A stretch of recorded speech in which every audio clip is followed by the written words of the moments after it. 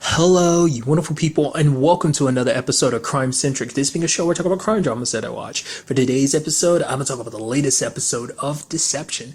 A great episode. This episode deals specifically with a conspiracy theorist. I do appreciate the fact this Cam was like, oh, hey, this is a case where I don't have to worry about deception. It's like, oh, am I moving up in the ranks? It's like, calm down, okay? It's like, am I full-fledged FBI now? I was like, no, it came needed in the end. But basically, it deals with a dude named Ernie who runs a lot of conspiracy theories. Apparently, his conspiracy theory was about a secret society known as Corpus Veil, basically a secret society that it seems like, oh, maybe he stumbled across it and that's why he got murdered. But it's kind of interesting. For one, Mario Van Peebles, that's so cool. Like, God, so much.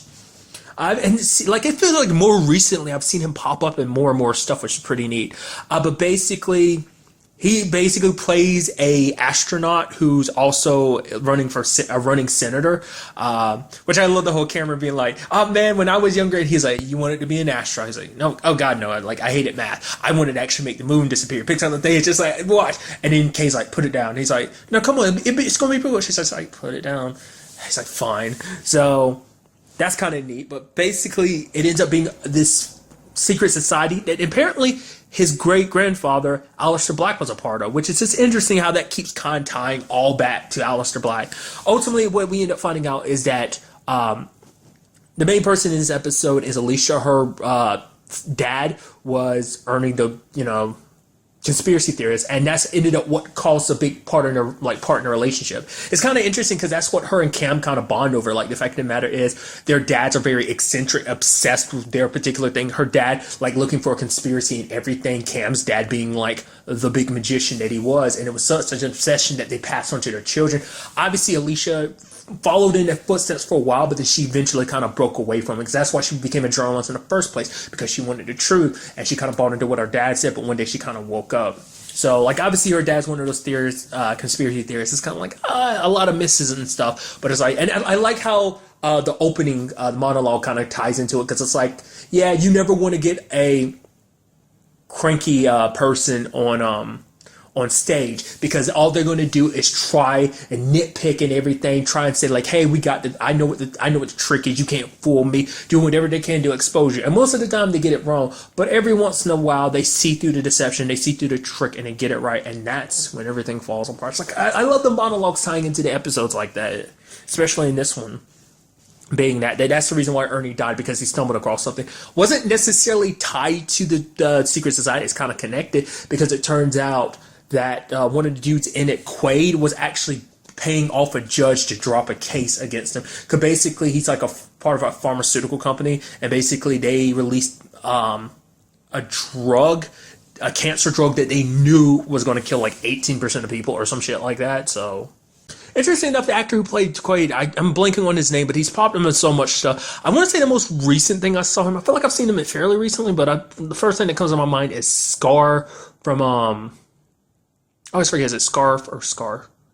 I think it was just Scar from season 1 of Luke Cage. That's kind of the first thing that comes to my mind. But nevertheless, I did really like the deception in this episode, just kind of like messing with the dude's mind, kind of using all these tricks, like Gunter and everyone dressed up in black. I love that because he made it kind of creepy. The lights go out and just pop up 1 minute. Look, they're gone, just because obviously it's multiple people running around.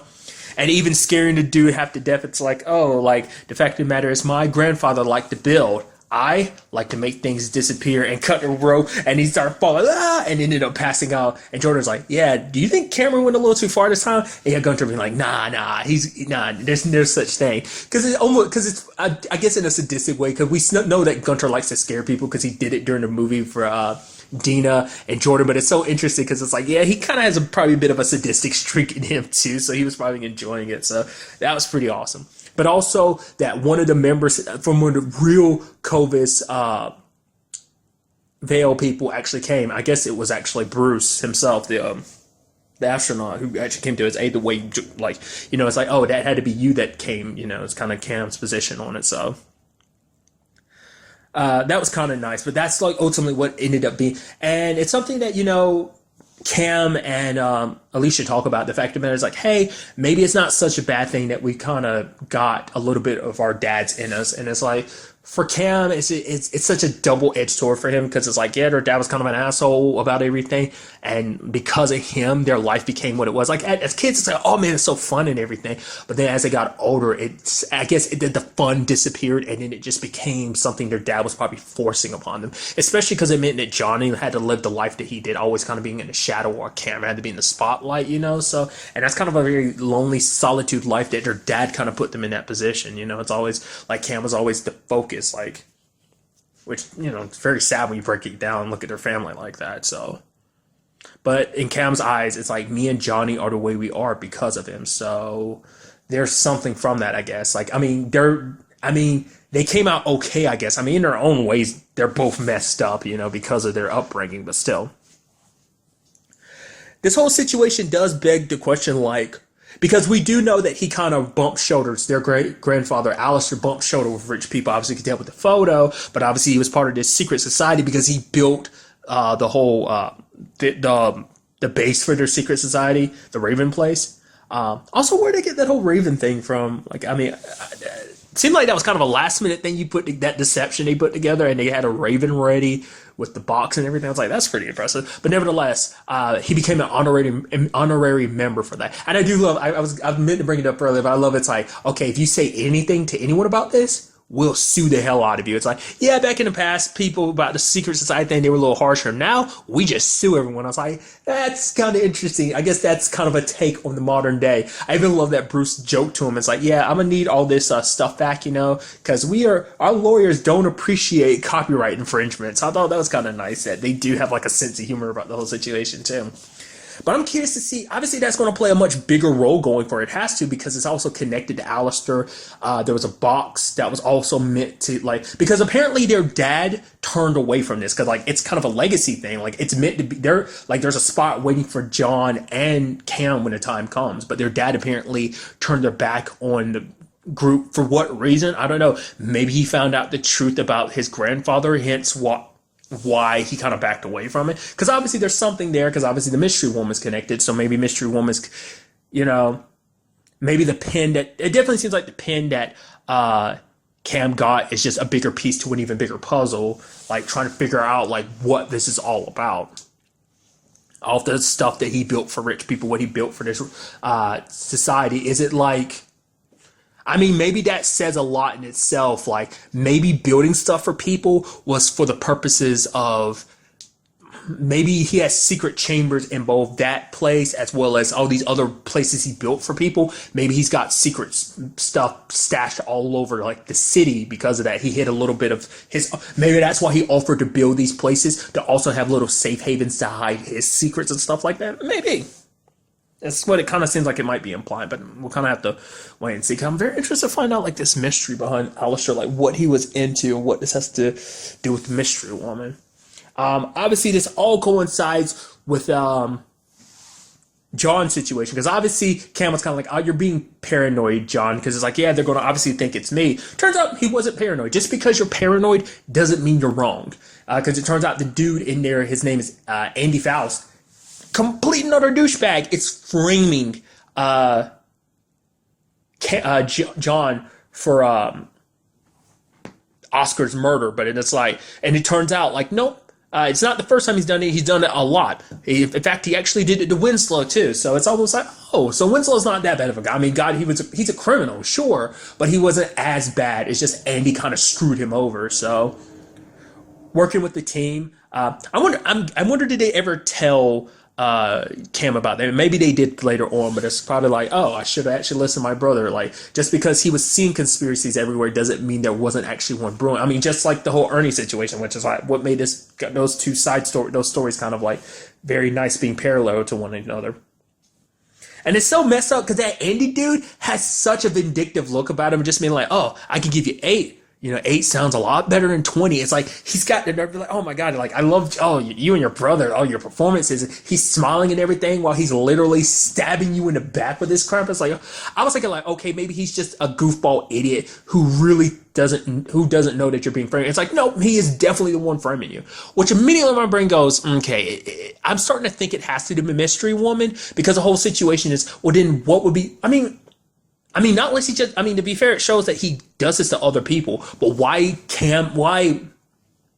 I mean, it makes you wonder why pick these particular people. I mean, maybe it's just kind of like a power trip thing, but like, why John in particular? Maybe it's just because he sees that these are people who, I mean, especially because considering the fact is he has connections to the FBI, even though that's spiraling or that's spinning around the rumor, I guess maybe he doesn't know. But I don't know. It just seems interesting. Why would you go after someone who has connections like that? Like I said, not unless that is a secret. Yeah, it's a rumor, but no one knows for sure that he's connected to the FBI.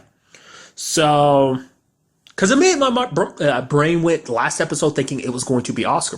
Also, I thought that was going to be a bigger part of this episode. It was only part of the episode, and even Cam wasn't even involved with that whole situation. But nevertheless, the whole Oscar case situation. But it's like, I also really liked Dina doing her kind of like, what is that, New York-ish, New Jersey accent. Just kind of like, yo. It's like, for one, it's just like, I always give major props to actors for putting on like fake accents and stuff like that. It's like, it seems so natural, dude. It's like, come on. I'm wondering, like, I'm trying to think. I don't know if I've ever heard her do an American accent before. Because the one thing I know her from is being human. I'm sure she's popped up in something else and I'm just blanking on her. Maybe it's something I just never watched. But I'm sure she's probably done an American accent before. It's just kind of interesting because from being human, she did, her natural accent. She's doing her natural accent in this too. So, nevertheless, I'm going off on a tangent. But nevertheless, working together with Winslow, they were able to bring him down. And it's like, okay, but he's saying like, yo, I'll look into Oscar's murder for you. So I'm like, oh, so you had nothing to do with that. I was like, I was super suspicious of. Like I said, seems like Winslow is not a bad guy. He's just kind of like he comes off kind of as a douchebag, just kind of an asshole, just because of the whole circumstances. Like, hey, you're stuck in a situation, you got to make the best of it. So you're trying to like power up and just like, oh, you're trying to force people's hands, kind of like get people in line because it's like this kind of become your stomping grounds just because you've been here so long. But it's like, nope. Because John helped him out, and it's like, oh, all other cases are up in review now because of Andy getting pulled off because of all the stuff on his computer. I also love John being like, oh, wow, your password's 25 to life. And dude's like, yeah, a little prison humor. He's like, great, yeah, it's so funny. But nevertheless, so immediately my brain goes, is it the mystery woman? I mean, definitely the way you saw that prison guard kind of looking off at me. Like, we know that some of the prison guards there are dirty because there was at least one that was there when Andy was planting the evidence on John. So I mean, who's to say like a good chunk, doesn't have to be every prison guard, but maybe it's the warden that's there that's dirty too. So maybe they said that. Like I said, I get the feeling like my thought process for why I thought it was mystery woman is just to kind of see how John will react, because she needs to probably see, like, once again, like, she expected Cam to kind of pull the trigger on a lot of occasions, but he never did. So now she's probably trying to see if John really is the man she thinks he is, and that he can pull the trigger. Like, that's why she went to him instead of John before, because she thought like the boy she met all those years ago, she probably saw something in him then that now she thinks like, oh, be perfect fit now, because she probably saw a lot of herself back then, and in retrospect it's like, oh yeah, we're kindred spirits. So it's like maybe she's trying to unlock that in John. Like, that's my mindset. Like I said, it could easily just be like, yep, it's just a corrupt prison system. And I'm kind of getting a bad vibe, like, yep, Winslow's probably going to be the next one that dies or whatever. And that might get stacked on top of John too, or maybe just Winslow gets hurt. I don't know. We'll kind of have to wait to the next episode to see kind of how all this fight potentially play out, So I'm very interested to see what goes down. But really, that's all I want to talk about in this episode. Till the next time we meet, be happy, be safe, live life to the fullest, and enjoy it. Good day and goodbye.